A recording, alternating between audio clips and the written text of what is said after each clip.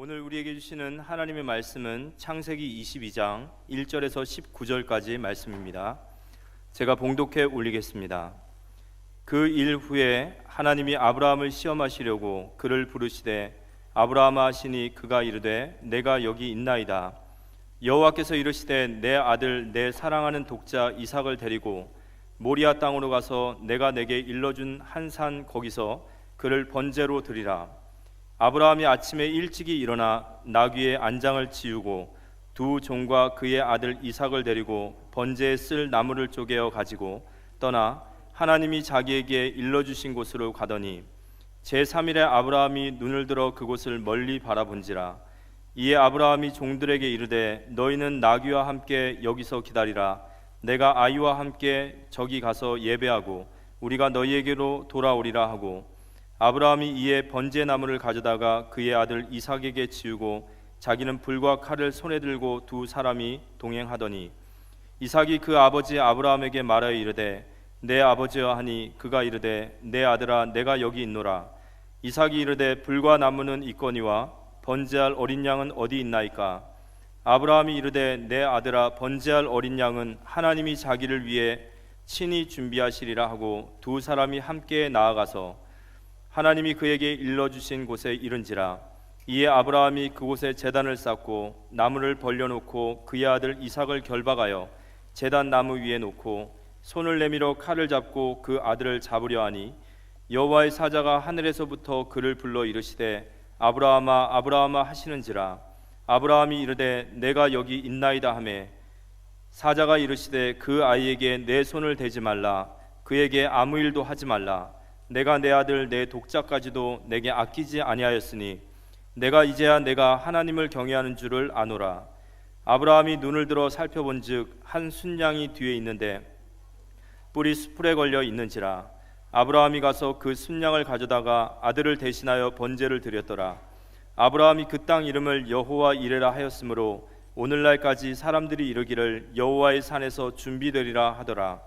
여호와의 사자가 하늘에서부터 두 번째 아브라함을 불러 이르시되 여호와께서 이르시기를 내가 나를 가리켜 맹세하노니 내가 이같이 행하여 내 아들 내 독자까지 아끼지 아니하였은즉 내가 내게 큰 복을 주고 내 씨가 크게 번성하여 하늘의 별과 같고 바닷가의 모래와 같게 하리니 내 씨가 그 대적의 성문을 차지하리라.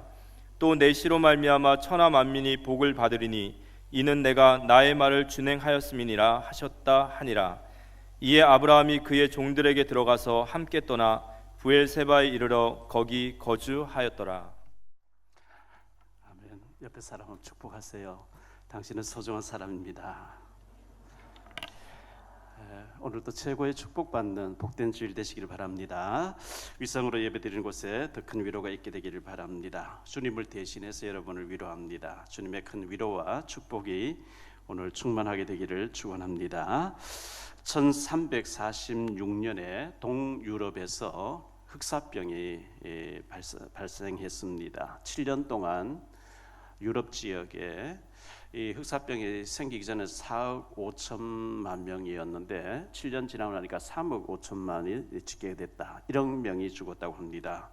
그 이후에 말로만 듣던 이 전염병이 저는 보지를 못했거든요. 올 수도 없, 세계가 더 올 수도 없다는 이런 것을 본 적이 없는데 중국 우한에서 시작된 이 코로나가 지금 강타를 하고 있습니다.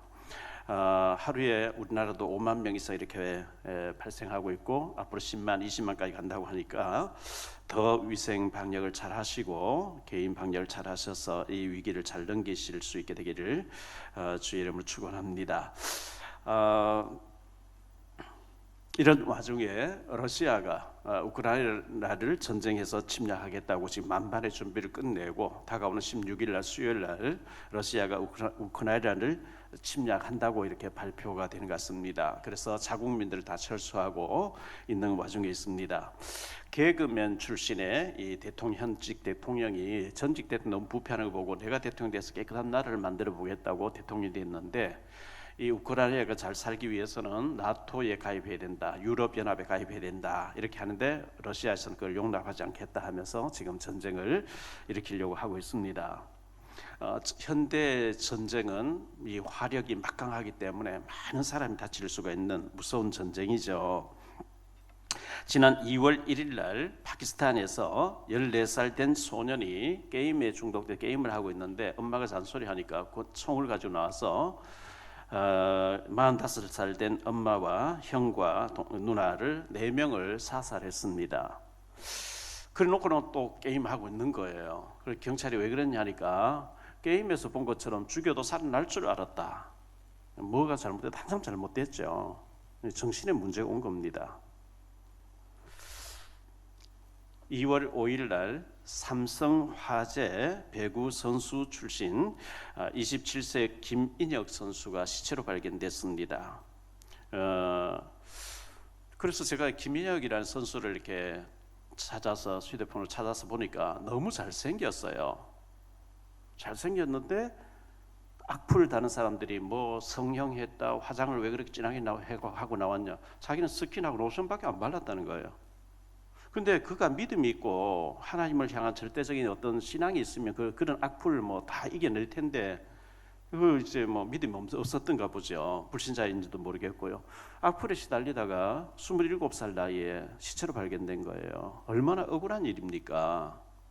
그 악플 다는 사람들은 아무 생각 없이 막 공격해대지만 그 당사자는 너무 고통스러워서 보니까 너무 잘생겼어요. 저 배우 해도 되겠네. 너무 잘생겼어요.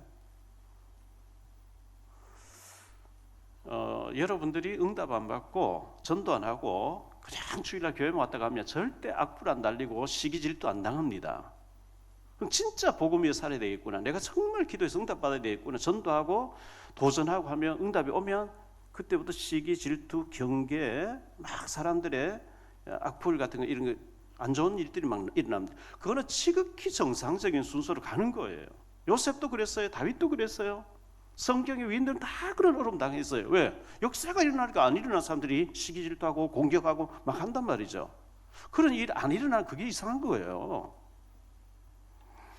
어떤 그 악플이 달리고 어떤 뭐 비난이 쏟아져도 여러분이 하나님 앞에 서 있으면 뭐 당연히 일어날 일이 일어나는 거고 하고 여러분 잘 이기시기를 예수 이름으로 축원합니다.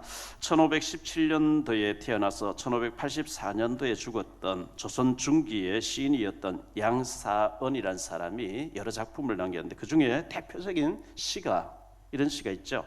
태산이 높다 하되 하늘 아래 메이로다. 오르고 또 오르면 못 얻을 리 없건만은 사람이 제 안에 오르고 매만 높다 하더라. 태산, 이 태산이라는 곳은요 중국의 산동성에 있는 산입니다. 그 높이가 1532m의 해발 1532m의 그 높이 있는 산인데 한라산, 제주도에 있는 한라산은 1950m죠. 한번 구경 오십시오 하는 그런 1950m. 근데 한라산보다는 낮은 1532m의 이 태산을 아주 높은 산으로 인식하고 잘 오르지 못할 일들을 말할 때 태산 같다 뭐 이런 얘기를 하죠. 태산이 아무리 높아봐도 하늘 아래에 있는 것이고 오르고 또 오르면 못 오를 리 없건만은 사람이 제 안에 오르고 매만 높다 산만 높다 하더라. 아예 포기한다. 포기를 책망하는 시죠. 컵에 물을 유리컵에다가 물을 담가놓고 얼음을 넣으면 5%만 뜹니다. 95%가 물에 잠겨 있습니다. 지금 저와 여러분은 거의 하나님 주신 재능의 5%가 살고 있어요. 우리 속에는 95%, 90% 정도가 잠재되어 있는 어마어마한 능력이 건드려지지도 않고 있는 줄도 모르고 그냥 살고 있는 거예요. 이거 개발해야 돼요. 미국의 앤서니 라빈스가 책에서 얘기했죠. 내 안에 잠든 거인을 깨우라. 내 안에 거인이 잠들어 있다는 거예요. 왜? 안 건드리니까. 깨우라는 거예요. 도전하라는 거예요. 성취하라는 거예요. 손흥민 선수가 축구를 잘하잖아요. 손흥민 선수는 오른발이나 왼발이 똑같이 써요. 보통 한쪽 발만 쓰거든요. 근데 이 선수는 뭐 왼발도 똑같이 오른발 같이 걸리면 그냥 슈팅 들어가 버려요. 그럼 다른 사람보다 배나 더 능력을 발휘하는 거죠. 그리고 우리 아이들 때 키우고 있는 젊은 엄마들은 아이들 오른손도 잘 가르치고 왼손도 오른손 같이 가르칠 수 있는 이런 좀 더 능력이 이렇게 있었으면 좋겠어요. 왜? 잠들어 있는 부분을 깨워주면 더 유용하게 쓸 수 있으니까요. 두 종류의 사람이 있습니다. 사탄이 준 천재성을 가진 사람과 성령님에 붙잡힌 성령이 주는 천재성을 가진 사람이에요. 저와 여러분은 성령이 준 천재성의 사람이 되기를 축원합니다. 하나님이 우리를 지으실 때 천재성을 주셨어요. 그런데 꼭 공부를 잘해야 천재가 아니에요. 공부 못하면 다른 쪽이 잘하게 돼 있어요. 뭐 악기를 잘한다, 운동 잘한다, 뭐든 잘하게 돼 있어요. 그 잠들어 있어요. 그런데 우리는 공부라는 표대를 가지고 자꾸 짓밟아 버린 거죠. 공부 못하면 머저리고 막 이런 식으로 짓밟아. 자꾸 머저리로 짓밟아 버리니까 이게 사장돼 버린 거예요. 오늘부터 우리 자녀들에게 너는 천재야. 너는 하나님 앞에 천재같이 쓰임 받을 거야. 너는 하나님 성령으로 역사하실 거야. 축복 기도해주고 축복의 말을 하시기를 축원합니다. 그 천재란 말이 하늘천의 재능제자 아닙니까? 하나님이 주신 위로부터 내리는 능력을 덧입을 사람이거든요. 은혜 받으면 천재성을 가지게 됩니다. 그래서 천재라는 말을 우리 자신이 천재예요. 뭔가 잠들어 있는 잘할 수 있는 부분이 있거든요.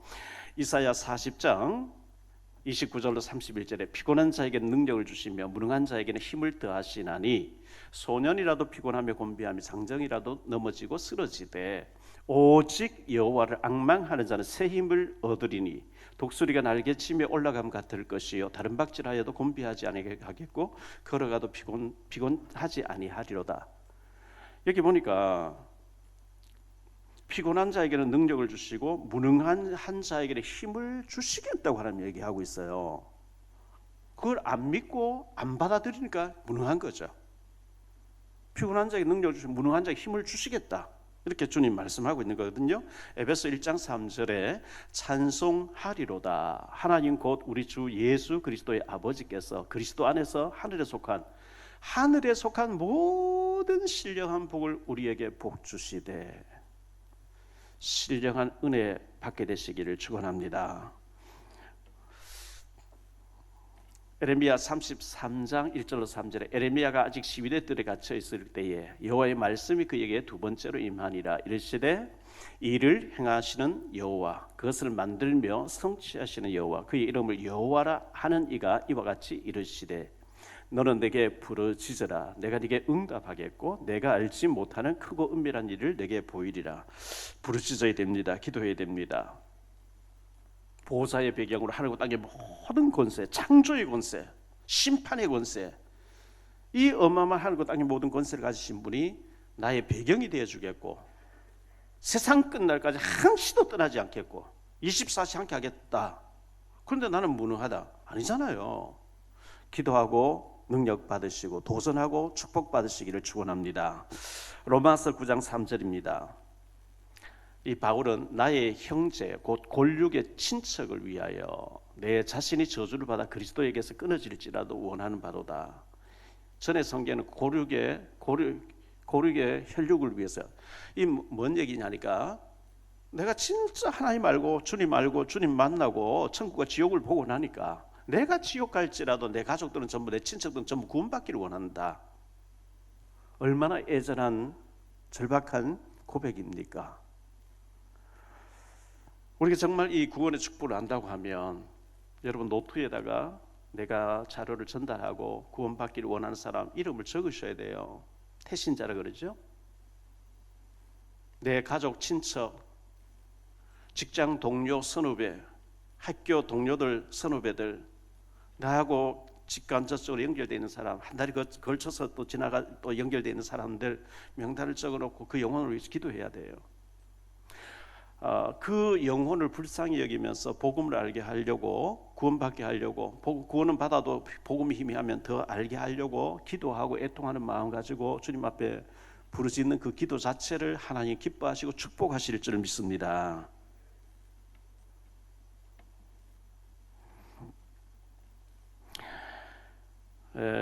대만에서 있었던 일이라고 합니다.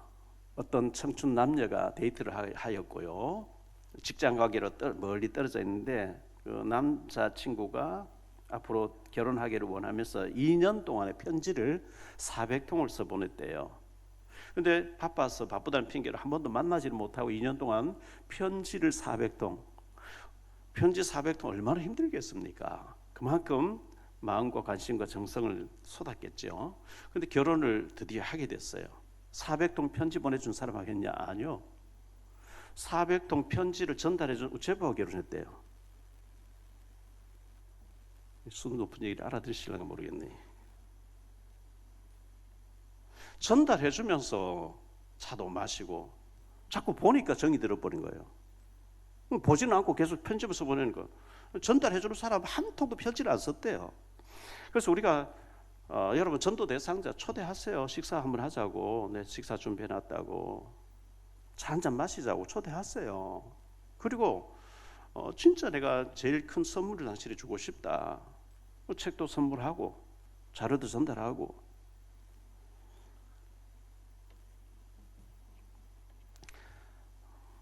문민아 장로님의 친척 되시는 오빠 되시는 분이 40여 년 만에 연락이 돼서 그냥 전화로 했다는데 성경을 몇 번 이제 카피를 했다는 거예요. 옥에 적었다는 거죠. 성당 다니시는데 안 믿어진다는 거예요. 그래서 목사님 같이 좀 가서 전도해주면 좋겠다 해서 내려갔어요. 성당 다니시는데 성경을 얼마나 카피를 많이 해놨는지요. 그 막 책으로 크게 신문같이 이렇게 만들어놨어요. 복음 전하니까 예수님 구주로 영접하고 구원받잖아요. 그 따님이 하고 있는 카페에 가서 그 부인 데리고 이제 고모님에게 갔는데 이 성도님이 제 보고 우리 딸이 하는 카페에서 차 마시고 계시라. 목사님은 우리 고모 집에 가면 안 된다고. 왜? 고모 할머니가 고모님이 80세인데 80년 동안 조상들의 그 유업 받아서 너무 불교 심취에 계신 분이기 때문에 목사님 가면 안 된다고. 그럴수록 가야 된다고요. 갔어요. 가서 80세라는데 정적해 보여요. 얼굴도 이쁘고 아직 뭐 노인 티가 안 나요. 그래서 제가 기분 나쁘게 할 필요 없잖아. 너무 젊어 보이신다고. 젊을 때는 너무 미인이라는 얘기도 많이 들으셨겠다고. 좀 기분 좋게 해주고 난 뒤에 좀 시간 없고요. 비행기 시간 또 올라간 시간 정해놨지. 이제 급하잖아요. 성철 스님 얘기했어요. 우리 한국에서 스님 중에서 제일 존귀하게 그 중요한 사람으로 인정받고 있는 성철 스님이 16살 때 친구하고 물놀이 하다가 친구 죽어버렸어요. 물에 빠져. 너무 충격된 거예요. 아니 금방 깔깔대던 친구가 죽어버리니까 이게 도대체 죽음이 뭐냐 이래서 머리 깎고 저리 들어갔는데 성철 스님이 누더기 옷 하나 38년 입으셔도 다 만일이 공개되어 있는 얘기니까요. 왜? 죄를 없애보려고 8년 동안 누워서 안 잤대요. 길에서 잤죠. 왜? 죄를 없애보려고. 이쑤시개 하나가 2년 썼대. 왜? 죄를 없애보려고. 그분이 죽으면서 한 얘기가 나는 부처님을 존경하는데 부처님은 사탄이다. 나는 사탄을 따라 지옥 간다. 죽으면서 그 얘기했거든요. 사탄이란 말이 뭔지 아세요? 지옥이 뭔지 아세요? 그렇게 쫙 얘기를 했죠. 시타르타는 부처님이 도를 깨우치고 욕망 때문에 모든 문제가 오는 거구나 해탈이라 하고, 그리고 인도에 가서 했더니 인도에는 힌두교가 있고 힌두교에서 유네스를 말하는데 그 유네스를 가장 나쁘다 했다가 추방당한 거다고. 불교에서 지금 한국 불교에서 믿고 있는 유네스를 부처님은 제일 악하다고 했다니, 이런 얘기를 30분당 하는데 무릎 꿇고 예수님 영접하겠다 나온 거죠. 제가 한 게 아니고 주님이 하신 일에 저는 심부름한 거예요. 하나님이 하실 줄 믿습니다. 서울 사랑교회 정릉에 있는 사랑교회 사모님이 저한테 문자 왔어요. 탈북자를 만났는데 그 뭐 누가 죽었다고 이렇게 해서 그래서 했는데 이 자매가 제대로 복음이 안 돼가고 현재 안 챙겨지고 있으니까 목사님 좀 챙겨주라고. 갈 때 자기 사모님 좀 데리고 가라고. 저는 서울인 줄 알고 전화해 보니까 노년 주공에 있는 거예요. 그래서 언제 시간 되냐? 수요일 저녁에 시간 된대요. 그래서 제가 수요일 목요일 덕평에서 뭐 훈련 받는 게 있어서 오는 길에 들렸거든요. 6시 만나서 7시 돼서 왔어요. 그래서 제가 이제 그분에게 복음을 얘기했는데, 북한에서 살다가 중국에서 살다가 할빈 살면서 조선족 교회 다녔는데 여기 와서 만민중앙교회 다녔는데 아닌 것 같았고, 근데 북한에 있는 아들 데리고 나오는데 아들 한국 데려오는데 붙잡혀 가서 죽게 되고, 같이 살고 몇 년 동안 살았던 사람이 어마어마한 빚을 져놓고 자살해 버렸다는 거예요. 얼마나 충격되겠어요. 자기 장례를 치르고 그 영혼을 달래줘야 된다고 굿을 또 이제 의뢰하고 뭐 이렇게 했다고 하면서 그 58년 동안 살아온 얘기를 하면서 눈물을 주체할 수 없이 흘려요. 얼마나 아팠겠냐, 얼마나 힘들었겠냐. 그런데 당신이 아직도 주님 못 만나 운명 살법 못 빠져나온 거거든. 빠져나와야 돼. 어떻게 하면 예수님은 그리스도를 인격적으로 진짜 믿고 영접해 하겠다고 무릎 꿇고. 저희 조카 되는 박종선, 우리 김상용 권사님 아들인데요. 결혼을 이제 뭐 3월달 하는가 봐요. 섹시될 사람 여자친구가 성당을 다니 그 집안이 전부 성당인가 봐요. 인사하러 왔어요. 금요일 저녁에. 제가 할 얘기 뭐 있겠어요. 성당 다니는 게 다 좋은데 구원받아야 된다. 선행 많이 해서 되는 게 아니다. 쭉 성경 얘기하니까 예수님 그리스도 영접하는 거 있죠. 저와 여러분이 어디를 가든지 흑암에 잡혀 있는 사람 생명 살리는 증인들 되시기를 축원합니다. 제가 이제 어릴 때 보니까 저희 어머니가 밭을 논으로 이제 바꾸신 돌을 막 갱이로 막 해가지고 돌을 이제 리어카에 싣고 계속 갖다 버리면서 밭을 논으로 만드셨어요. 교회 옆집에 살았는데요. 기와집을 지었어요. 4살 때예요. 근데 어머니 갑자기 4살 돌아가셨어요. 아버지가 술 드시고 뭐 방탕하고 이렇게 하니까 기와집이 팔려버렸어요. 그래서 좀 밑으로 내려와서 이제 또 그 교회 옆집에 또 이제 들어가서 초가집을 사서 있었는데 제가 4살 때부터 10살까지 살 때 바로 앞집에 계신 분이었는데 울산에 계신 형님이 그분 마산에 사시는데 이렇게 선후배 2살 많은 선배니까 전화를 하고 이렇게 잘 알고 지냈는가 봐요. 그분이 전화가 왔어요. 마산에 합동 측에 있는 큰 교회 안수 집사님이라고 하면서 암 수술을 받으시고 지금 75세신가 뭐 그러신 것 같은데요. 자녀는 4급 공무원 중앙청사에 계시고 또 교수도로도 계시고 자녀가 또 사업도 하고 뭐 이렇게 잘 돼 있는 집안 같아요. 얘기를 들어보니까. 근데 예전에 제가 어릴 때는 시골에 마이크 없었잖아요. 호롱불 켜고 있을 때니까요. 그 아버님이 그 윗동네 아랫동네 중간에 저수지 그 못뚝에 올라가서 소리로 음성으로 몇 월 며칠 동민들 회의합니다 이렇게 하시던 분이에요. 근데 제가 10살 때 그 가정 이사를 갔거든요. 알고 보니까 고아원으로 다 들어갔대요. 너무 못 살고 힘들어서 이제 고아원에 들어가 힘들었는데 이분이 예수를 믿고 안수집사님 되 계시다고 하는 얘기를 쭉 하시면서 저희 집안 내를 너무 잘 아시는 거예요. 어떻게 그 집안에서 박용배 목사가 나왔냐고. 신기하고 놀다 하나님 어떻게 그렇게 하셨냐고 계속 이제 이런 얘기예요. 이것은 전적인 하나님의 은혜고 우리가 하나님의 은혜 받으면 군병의 나비로 바뀌어지는 것 같은 새로운 축복이 있을 줄 믿습니다. 저는 우리 교회 성도님들 어떻게 하면 축복받을까 고민하는 가운데 제가 만약에 전도하려고 마음 안 먹었으면 제 수술에 산동네 못 벗어나죠. 그리스도 안에 모든 지혜, 모든 지식, 모든 보화 감춰져 있다. 골로새 2장 3절에 그렇게 말씀했는데요. 그리스도 안에 모든 것 들어있고 전도 속에 모든 축복이 있는 줄 믿습니다. 전도에 관심 없다. 하나님 축복에 관심이 없는 사람이에요. 무엇으로 인생이 바뀔 수 있겠어요? 축구 선수는 뭐니면 골인 잘해야 돼. 골인 잘하면 다 따라와요. 저와 여러분이 전도의 한을 가지심으로 하나님의 축복을 보너스로 받게 되시기를 축원합니다. 오늘 말씀과 3가지로 말씀드리려고 하는데요. 첫째, 아브라함을 구원하신 하나님입니다. 아브라함을 하나님이 구원하셨어요. 갈라디 첫째, 복의 근원으로 부르신 하나님입니다. 복의 근원으로 부르셨어요.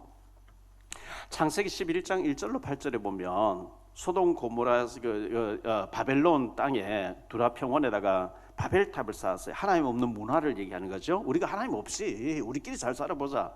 하나님이 언어를 혼잡케 하고 무너뜨려 버렸어요.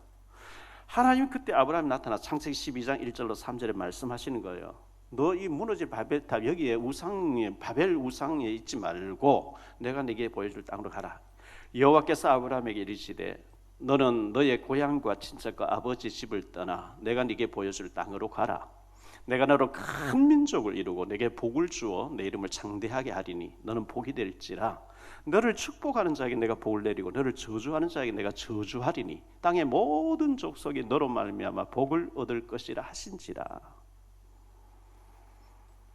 여호수아 24장 2절에 보니까요, 여호수아가 모든 백성에게 이르되 이스라엘의 하나님 여호와께서 이같이 말씀하시기를 옛적에 너희의 조상들 곧 아브라함의 아버지 나홀의 아버지 데라가 강 저쪽에 거주하여 다른 신들을 섬겼으나 다른 신들 우상 숭배했어요. 우상 숭배에 찌들어져 있던 이 아브라함을 하나님이 찾아오셨고 너 우상에서 망하지 말고 내가 네게 보여줄 땅으로 가라. 그래서 아브라함 떠나게 됐어요. 갈라는 두 번째로 우상의 땅에서 가나안 땅, 예수님 오실 때 가나안 땅으로 이사를 가게 됐는데요. 이 가나안 땅은 메시아 그리스도가 오실 땅입니다. 우상에서 저주받는 데서 떠나라. 축복받은 사람이 되어져라. 창세기 12장 7절입니다. 여호와께서 아브라함에게 나타나 이르시되 내가 이 땅을 내 자손에게 주리라 하신지라. 자기에게 나타나신 여호와께 그가 그곳에서 제단을 쌓고 네가 밟고 이 땅을 네 후손에게 줄게. 후손 주겠다는 얘기잖아요. 창세기 15장 5절입니다. 그를 이끌고 밖으로 나가 이르시되 하늘을 우러러 무별을 셀 수 있나 보라. 또 그에게 이르시되 내 자손이 이와 같으리라. 네 후손들이 별과 같이 많게 하겠다. 오늘 말씀 17절에 보니까요, 내가 네게 큰 복을 주고 내 씨가 크게 번성하여 하늘의 별과 같고 바닷가의 모래와 같게 하리니 내 씨가 그 대적의 성문을 차지하리라. 네 자녀가 별과 같고 모래같이 많게 하겠다. 갈라는 세 번째로요, 가장 큰 축복을 받은 아브라함인데요, 4천여 년 전에 저 팔레스틴 지역에, 중동 지역에 아브라함이라는 사람이 있었는지 없었는지 우리는 알 수도 없었을 거예요. 성경 기록이 안 돼 있으며. 그 우상 숭배하던 아브라함 믿음으로 아멘 하고 떠났더니 성경의 주인공이 되는 거예요. 믿음의 조상이 되는 거 있지요. 창세기의 역사가 아브라함 얘기예요. 하나님 몰랐으면, 하나님 만나지 못했으면 우리가 아브라함이라는 사람 4,000년 전에 뭐 중동 땅에 있었는지 어떻게 알겠어요? 하나님 만나고 순종하고 가나안 땅으로 갔는데 하나님 아브라함을 복의 근원에 축복을 주셨어요. 요한복음 8장 56절에 보니까요, 우리 예수님의 말씀입니다. 너희 조상 아브라함은 나의 떼볼 것을 즐거워하다가 보고 기뻐하였느니라. 다시 말하면 너희 조상 아브라함도 나를 믿고 구원받았다, 이 얘기하신 거예요. 로마서 4장 23절로 24절입니다. 그에게 이르시되 그에게 의로 여겼다 기록된 것은 아브라함을 위한 것이 아니요 의로 여기심을 받을 우리도 위함이니 곧 예수 우리 주를 죽은 자 가운데 살리신 이를 믿는 자니라. 아브라함 얘기 로마서 4장 쭉 나오는데 아브라함이 네 자손이 별과 같이 많게 하겠다 아멘 믿었더니 의로 여기셨다. 이것은 아브라함 위한 게 아니고 오늘 우리를 위해서 기록했다는 거예요. 아브라함 믿을 때 의로 여기심 받은 것처럼 우리도 믿을 때 의롭다함 받을 줄 믿습니다. 전도는 생각만 해도 하나님 기뻐하시는 일이고요, 축복하시는 일입니다. 그래서 태신자 명단을 적으시고 권력 친척을 위해서 명단 적으시고 직장의 선후배 동료들 명단 적으시고 그들을 분석하시고 말을 안 해서 좀 파고 들어가면 다 문제 가지고 있어요. 골마 터지고 있어요. 복음 모르면 뻔한 거 아니겠어요? 교회 다녀도 복음 잘 모르면 골마 터질 정도로 문제를 가지고 있습니다. 우리를 그 부분 도와야 되는 거죠. 히브리서 13장 8절에 예수 그리스도는 어제나 오늘이나 영원토록 동일하시니라. 아브라함에게 역사하신 하나님 우리에게도 역사하실 줄 믿으시기 바랍니다. 크게 두 번째로 언약의 가문.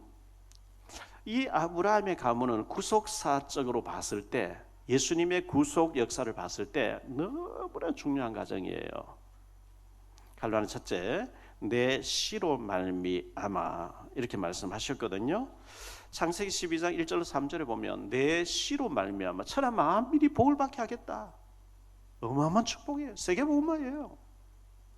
네 씨로 말하면 그 씨로 통해서 메시아가 오게 하겠고 그 메시아 복음을 통해서 전 세계가 다 살게 하겠다.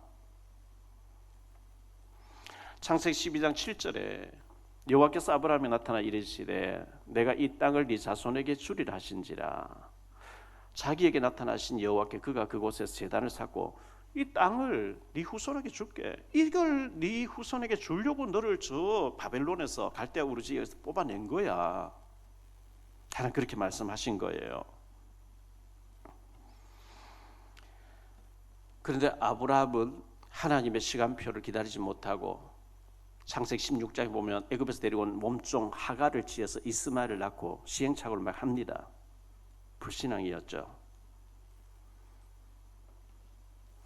내 씨로 말미암아 천하 만민이 복을 받게 하겠다. 예수 그리스도의 이 혈통의 축복을 통해서, 다시 말하면 주님께서 명령하신 그 언약에 우리가 말씀 붙잡을 때, 우리가 전도, 선교, 세계복음화, 북한복음화 이거 붙잡을 때 우리가 언약의 혈통이 되는 겁니다.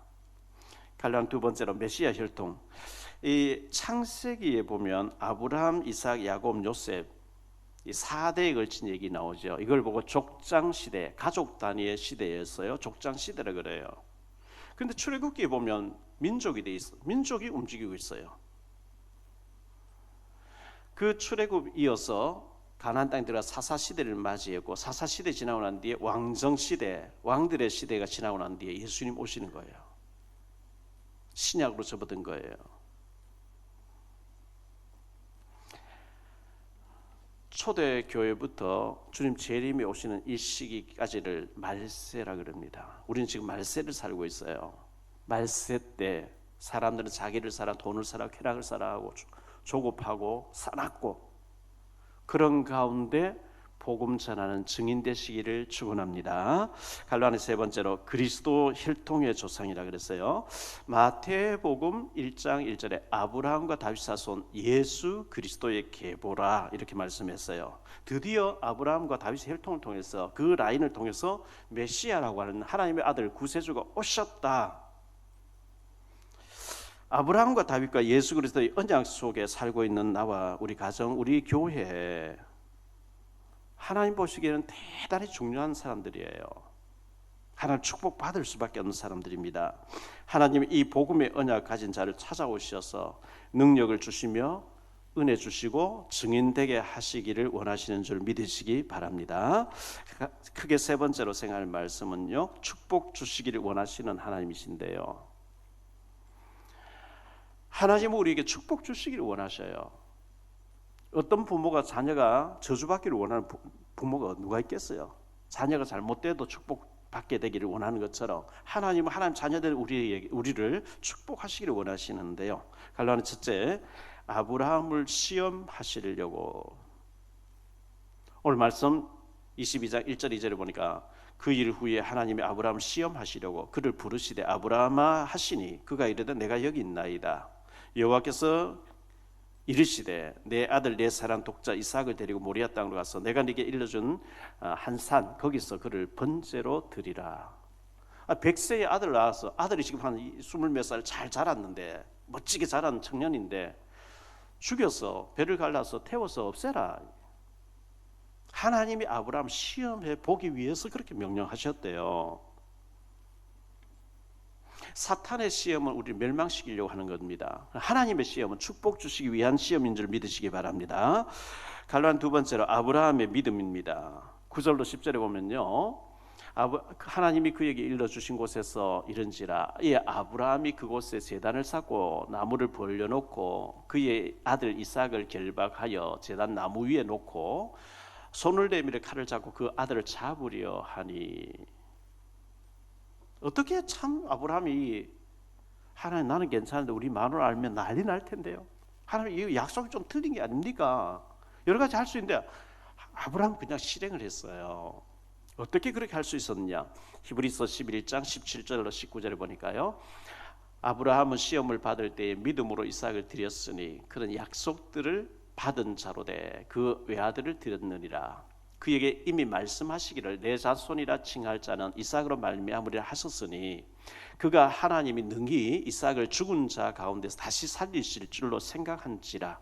비유컨대 그를 죽은 자 가운데서 도로 받은 것이니 죽여서 태워서 없애도 하나님 살려주신다. 이 믿음이 있었기 때문에 할 수 있었다는 거예요. 갈라디아 세 번째로 여호와 이레였습니다. 11절 19절에 보면요, 하나님이 급히 불에 손대지 마라. 내가 받은 걸로 할게. 그걸 보니까 순양이 걸려 있어요. 드리니까 불로 확 받으시는 거지요. 여호와의 산에서 여호와께서 준비하시리라. 하나님이 우리가 전도하려고 마음 먹으면 전도 받을 사람 준비하시는 줄 믿으시기 바랍니다. 축복도 다 준비하셔요. 결론적으로 말씀을 맺겠습니다. 하나님은 축복 주시기를 원하시는 하나님이십니다.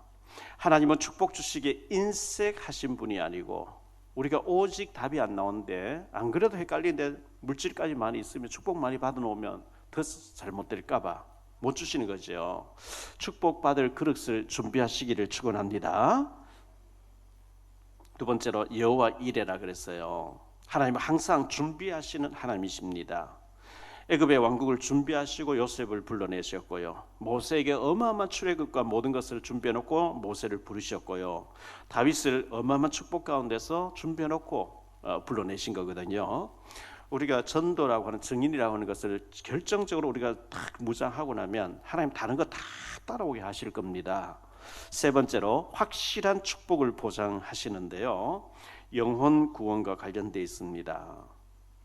100명에게 자료를 전달하고 100명 이상에게 우리가 기도하고 정말 그들을 식사하면서 자료 전달하고 내가 당신 놓고 기도하고 있다고 할 때 하나님 그 자체를 기뻐 받으시고 우리와 우리 후손들에게까지 축복하실 줄 믿으시기 바랍니다. 아브라함은 그냥 보너스 받은 정도가 아니고 특별 보너스를 받은 사람이에요. 이삭을 드리려 한대요. 히브리서 6장 14절에 보면요, 내가 반드시 너를 복주고 번성케 하고 번성케 하리라. 이삭 드리고 난 뒤에 내가 100명 이상의 자료를 전달해야 되겠다. 정말 이름 적고 기도하고 그 사람 불러서 식사 사고 하나님 축복하시죠. 저는 확실하게 믿습니다. 우리 모두 하나님을 기쁘시게 함으로 정말 축복받는 축복의 사람들 되시기를 주 예수 그리스도 이름으로 축복합니다. 기도하겠습니다. 주님 감사합니다. 아브라함을 우상 숭배하던 곳에서 불러내셔서 복의 근원이 되게 하시고 아브라함과 이삭과 야곱 요셉 얘기가 창세기 나옵니다. 그 후손들이 이스라엘 민족이 됐습니다. 아브라함 특별 보너스를 받은 것처럼 우리가 주님의 명령을 받들어 때를 얻든지 못 얻든지 복음을 전하라.